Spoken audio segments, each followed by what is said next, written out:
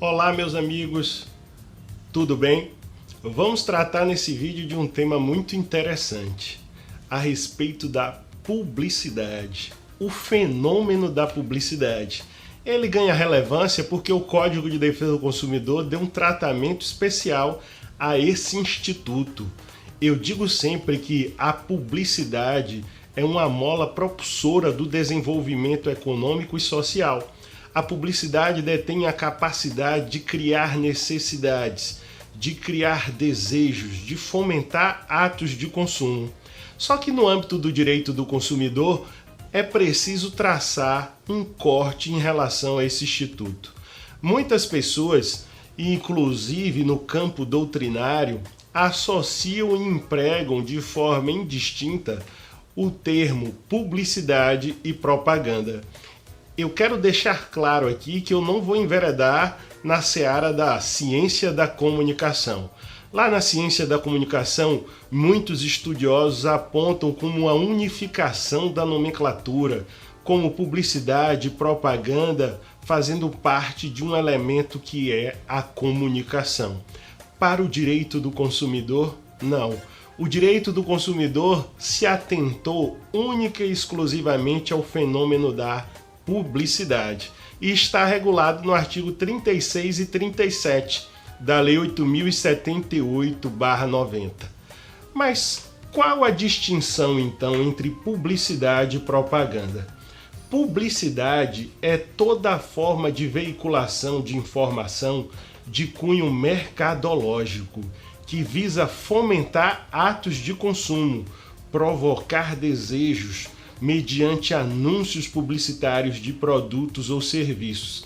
Então, o elemento substancial da publicidade é cunho mercadológico. A propaganda, por sua vez, é uma forma de divulgação de informações de cunho ideológico, institucional, religioso, que não tem o propósito de fomentar atos de consumo. Então, a informação de cunho ambiental, educacional, institucional são reservadas ao campo da propaganda, não tendo incidência dentro do Código de Defesa do Consumidor. Pois bem, dado esse corte devido na distinção entre publicidade e propaganda, eu preciso trazer para vocês quais são os princípios norteadores da publicidade dentro do sistema de defesa do consumidor. E ele se inicia a partir do artigo 36 do Código de Defesa do Consumidor. Eu trago como destaque alguns princípios. O primeiro, o princípio da identificação da mensagem publicitária. O que quer dizer isso? O legislador instituiu no artigo 36 do Código de Defesa do Consumidor que a mensagem publicitária precisa ser facilmente e de forma imediata identificada como tal. Então, quando o consumidor visualiza aquela informação, ele deve saber que ali existe uma mensagem de cunho publicitário. O princípio da identificação da mensagem publicitária, ele veda a prática de mensagens subliminares, de publicidade oculta, porque elas são nocivas ao consumidor. O nosso sistema jurídico brasileiro admite perfeitamente a prática do merchandising, que é a publicidade oculta, desde que seja seguida ou previamente acompanhada da informação em destaque, para que o consumidor saiba e possa visualizar detidamente que ali se trata de uma informação publicitária. Os filmes, as novelas, as diversas programações televisivas utilizam habitualmente a prática desse tipo de publicidade, onde artistas, celebridades passam entrando em determinadas instituições financeiras, portando em sua mão latas de determinados tipos de refrigerante, que são publicidades decorrentes de patrocínios ou colaboradores daquela programação televisiva. Mas para o consumidor chega como uma nítida publicidade. Então, além do princípio da identificação da mensagem publicitária, que está previsto no caput do artigo 36 da Lei 8.078/90, eu preciso destacar para vocês o princípio da transparência. A transparência na publicidade vai vedar a mensagem publicitária subliminar.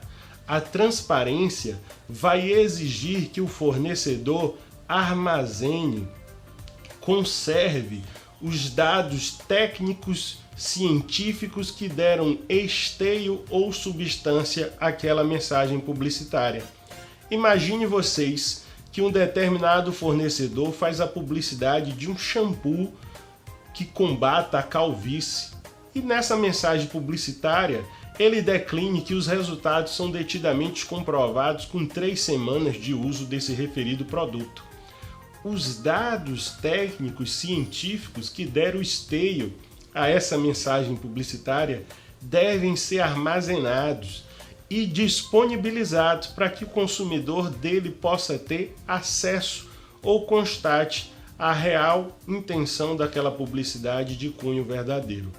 Além da identificação da mensagem publicitária, além do princípio da transparência, nós temos um outro princípio maior, que decorre da própria essência da boa-fé objetiva, que é o princípio da veracidade da mensagem publicitária.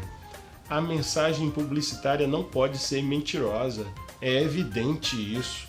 A verdade tem que reinar no âmbito da mensagem publicitária.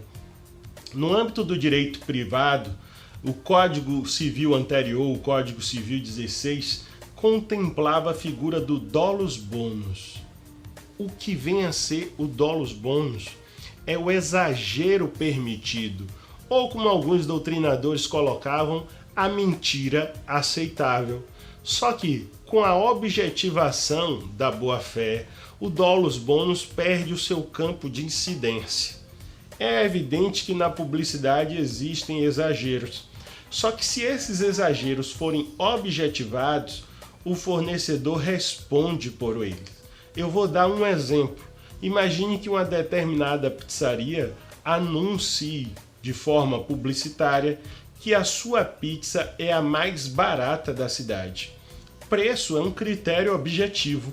O fornecedor está vinculado a dar cumprimento a essa oferta publicitária.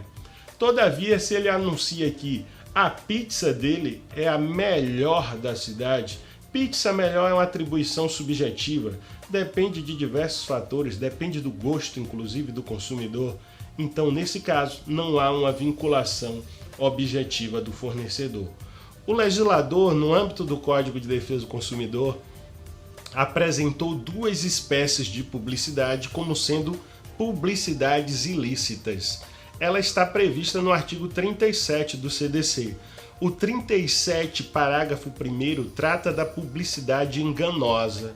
E o legislador diz que o elemento substancial desse tipo ou espécie de publicidade é o seu potencial de induzir o consumidor a erro. Induzir a erro sobre uma falsa percepção do preço, qualidade, garantia, características diversas do produto ou do serviço. Essa mensagem publicitária enganosa, ela pode ser enquadrada como tal, mesmo que ela seja parcialmente enganosa ou integralmente enganosa.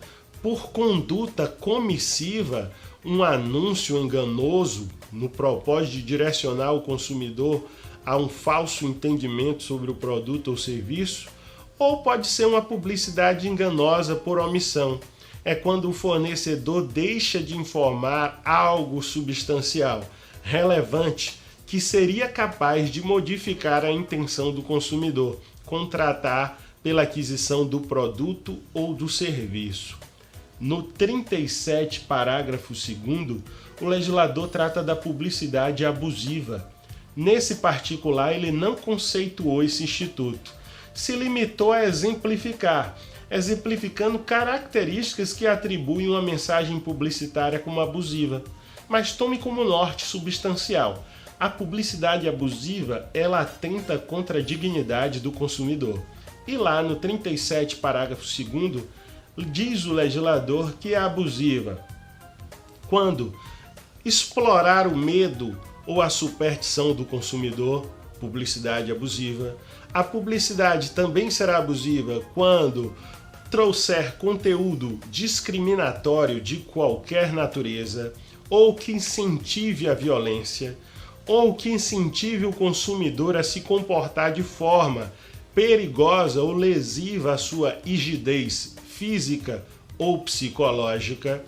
É abusiva também a mensagem publicitária que se aproveita da ausência de discernimento da criança e do adolescente, do idoso ou do enfermo. É também abusiva a mensagem publicitária que atenta contra valores ambientais.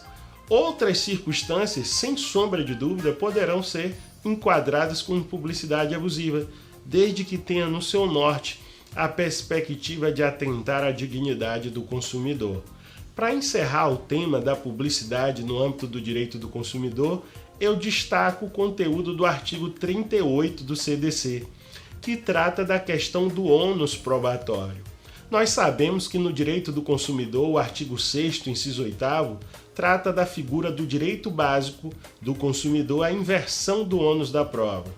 O 38 estabelece uma inversão automática ou peleges em relação à distribuição probatória do direito do consumidor, atribuindo que é ônus do fornecedor, ou seja, daquele que patrocina a mensagem publicitária, fazer prova da veracidade do conteúdo da mensagem publicitária, não sendo um ônus atribuído ao consumidor, por diversas circunstâncias. A primeira, por ser uma opção legislativa, clara e perfeita no interesse da defesa do consumidor.